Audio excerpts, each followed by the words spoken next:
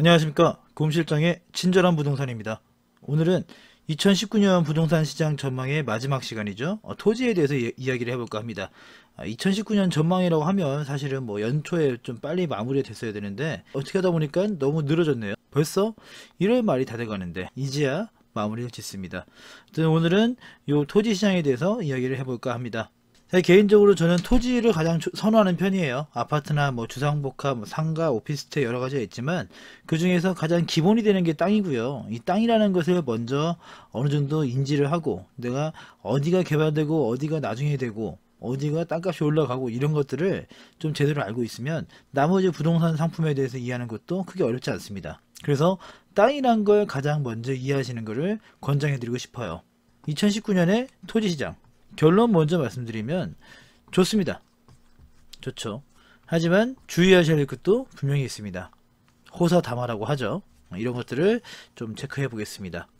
자, 부동산도 일반 다른 재화랑 마찬가지로요. 공급과 수요라는 부분들을 생각을 해야죠. 근데 토지 같은 경우에는 이 공급이란 게 조금 애매합니다. 부중성이라는 게 있기 때문에 더 이상 늘어나지 않는다는 뜻이에요. 뭐 시화고라든가 이런 것처럼 그 갯벌을 메우거나 이런 식으로 땅을 채우지 않는 이상 땅을 생산이 안 되는 상품이죠. 땅이라는 거는. 그래서 얼마 안 되는 자원을 가지고 얼마나 효율적으로 써야 되느냐 이런 부분이 굉장히 중요하게 됩니다. 대한민국 같은 경우는 국민 수에 비해서 국토 면적도 굉장히 작은 편이고요. 국토 면적을 국민수로 나누면 1인당 한 600평 정도밖에 돌아가지 않아요. 그래서 땅이라는 것이 예전부터 부동산 불패의 가장 기반이 되는 그런 시스템이기도 합니다. 근데 이거는 물리적인 공급에 대한 부분이고요. 사실 공급이 없는 게 아니죠.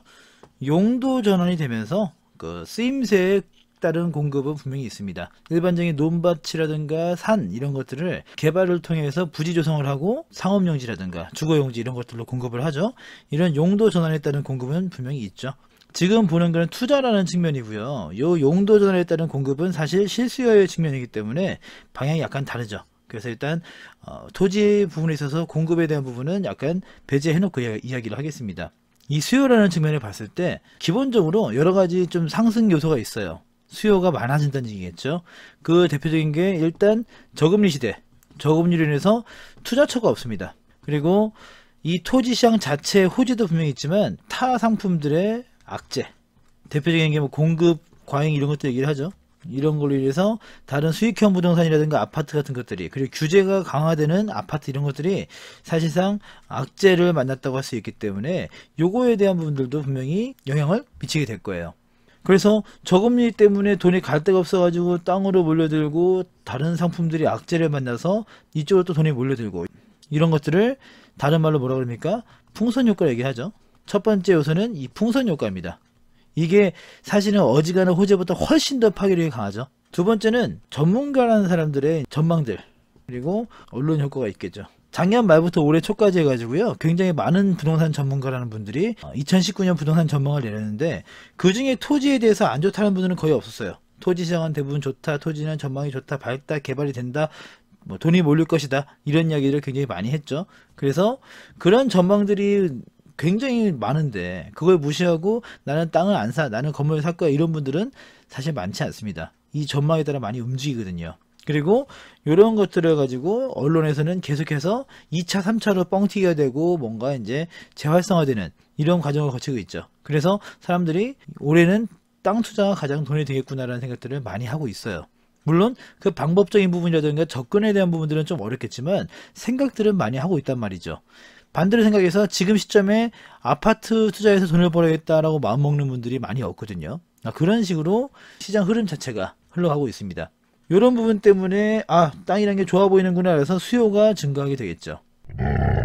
세 번째는요, 굉장히 많은 언론이 언급이 되고 있는 올해 부동산 시장 얘기할 때 이게 빠질 리는 없죠. 토지보상금입니다. 토지보상금이 일단 뭐 보도에 따라서 22조다 뭐 25조다 합니다만 이것만으로도 사실 어마어마해요. 2009년에 역대 최대치 토지보상금이 35조가 풀렸습니다. 토지보상이 풀린 만큼 그 인근의 부동산 시장에는 당연히 영향을 미쳤겠죠. 요거 이전에 2003년부터 2008년까지 노무현 정부 시절이죠. 요때 토지보상금이 5년 동안 100조 이상이 풀렸어요. 100조. 요거 때문에 노무현 정권 때 아파트 값이 올라오고 집값이 올랐다는 것들은 무시할 수가 없습니다.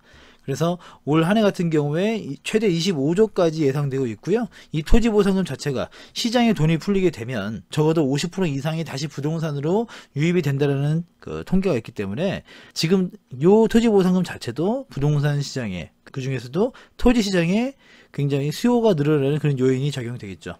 그리고 마지막으로 네 번째는 학습 효과예요. 뭘 배운다 뭐 이런 거겠죠. 근데 이게 무슨 말이냐면 지금까지 10년 이상, 수십 년, 굉장히 오랜 시간 동안 신도시가 개발되면 그 인근이 개발되더라. 신도시가 개발되면 그 인근 땅값이 올라가더라. 뭔가 그린벨트가 풀리면 인근이 개발되더라. 역세권이 생기면 개발되더라. 이런 것들을 굉장히 많이 봐왔습니다. 관련된 책이라든가 통계라든가 이런 것도 굉장히 많죠. 그러다 보니까 이런 식으로 개발 계획이 많이 발표되고 진행이 많이 되고 투자자들이 많아지고 이런 거에 따라서 그럼 그 지역에 예전처럼 돈이 되겠구나. 이 모든 것들이 1번, 2번, 3번 이 요소들이요. 이 학습 효과를 더 부추기고 있습니다. 그렇게 되면 이 요소들이 합쳐져서 토지 시장에 대한 수요가 굉장히 늘어날 것이다. 그리고 공급이라는 거는 한정되어 있기 때문에 더 이상 뭐 늘어나거나 줄어들거나 이런 상황이 아니기 때문에 요 수요가 늘어남으로 인해 토지 시장은 분명히 호황을 탈 것이다 라고 할 수 있을 겁니다. 일단 요 중에 토지보상금 있죠. 요거에 대해서 조금 더 이야기를 하자면 이게 올 한 해 이제 부동산 시장에 굉장히 중요한 키워드가 되고 있는데요. 현재 2019년에 예정된 토지보상금이 22조에서 25조 정도 얘기를 해요. 이 중에는 공공택지 보상이 풀립니다. 사실 이게 굉장히 의미가 큰 게 뭐냐면 이전까지 현 정권에서는 투기 억제라든가 이쪽 위주로 가다가 이제 작년 9월 달부터 본격적으로 공급 확대 쪽으로 방향을 바꿨죠. 그러면서 9월 달, 12월 달에 거쳐서 굉장히 많은 택지지구를 발표하게 됩니다. 그리고 그 중에서 이제 처음으로 보상이 풀리는 게 올해 하반기부터예요. 이때 풀리는 곳이 현재 12곳. 그 중에는 뭐 성남, 금토라든가 복정이라든가 이런 지역들이 포함이 되겠죠. 같은 시기에 발표됐던 뭐 시흥 거모라든가 이런 지역들도 다 포함이 될 겁니다. 이렇게 해서 한 157만 평에 대한 토지보상금이 올 하반기에 풀리게 되는 거죠. 이 파급력은 상당히 클 겁니다. 근데 여기에서 약간 요 공공택지 보상에 대한 것들은 좀 불안 요소가 많은 게요. 주민들 반대가 너무 거세요. 이런 것들을 그냥 막무가내로 국가 사업이니까 무조건 수용한다 이런 방향은 사실은 어려울 겁니다. 왜?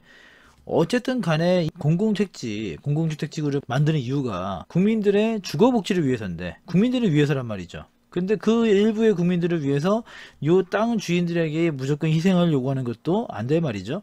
아마 굉장히 많은 시위와 굉장히 많은 반발이 있을 거라고 예상이 되고요. 이것도 올해 하반기에 과연 가능할까? 요거에 대한 걱정은 됩니다. 자, 그러면 이렇게 토지 보상금이 풀리게 되잖아요. 어떤 영향이 있을까요? 내가 땅을 가지고 있다가 여기다가 뭐 논을 가지고 있고 밭을 가지고 있고 산을 가지고 있다가 돈을 예를 들어서 뭐 5억, 10억 이렇게 받는다고 치자고요. 그러면 그 땅으로 돈을 버는 사람들이 그제 와서 나는 주식을 해야겠다. 나는 은행에 넣어놔야겠다. 이런 식으로 생각을 바꾸지는 않습니다. 여기가 내가 보상을 받는다는 얘기는 그 인근에다가 뭔가 개발을 하겠다는 얘기구나, 뭔가 되겠구나 이런 생각을 하기 때문에 거기다 이제 양도세 감면이라든가 여러 가지 혜택도 있죠. 그 인근 땅들을 다시 사들이게 됩니다. 이렇게 해서 토지보상금이 풀리면 그 인근으로 굉장히 큰 파급 효과가 퍼지는 것도 그런 이유예요. 그래서 이런 25조가 풀리게 되면 적어도 30조, 40조 이상의 파급 효과가 토지시장에 퍼질 수 있다라고 생각할 수 있습니다. 자, 그럼 좀 전에 말씀드린 것처럼 공급이라는 것은 거의 고정된 상태에서 수요가 굉장히 급등할 수 있는 요소가 많기 때문에 올 한 해 2019년의 시장 흐름은 상승세라고 말씀을 드렸습니다. 그러면 전체적인 시장은 그렇다 치더라도요. 어디가 가격이 많이 오르고 어디가 떨어질까, 뭐 어디가 가격이 많이 오를 포인트가 있을까, 이 부분들을 좀 봐야겠죠.